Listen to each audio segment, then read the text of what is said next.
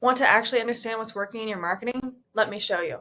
Connecting HubSpot to Scoop is simple. Just authenticate and select the properties you want to analyze. So we'll go ahead and do that right now. So we'll click New Dataset, and you can pick from any of the datasets you'd like here. So we're going to go with HubSpot. Go ahead and click Continue, and we'll go ahead and have to connect to which HubSpot account we want to use. So here we go. And we are connected.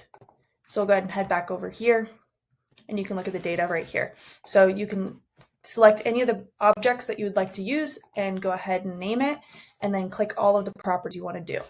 So I've already actually set this up for us right here. So we'll go ahead and start chatting with this one.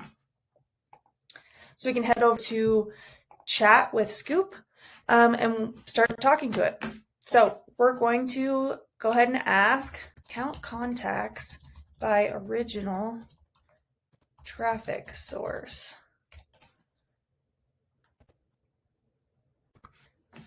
Okay, cool.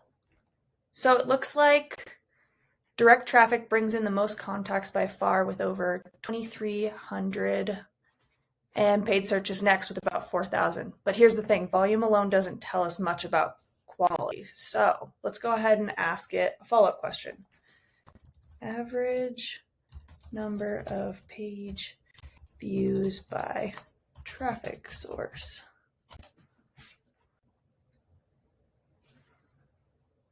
Now this is interesting. Okay, so we've got organic search visitors are viewing an average of 23 pages. They're really exploring the site compared to the paid search, which is 3.5. So we're getting fewer organic contacts, but they're way more engaged. The next question would be, okay, but are these engaged visitors actually converting? And we could just keep asking to find that out. So that's the idea, your data, your questions, your answers. Ready to try it? Check out Scoop.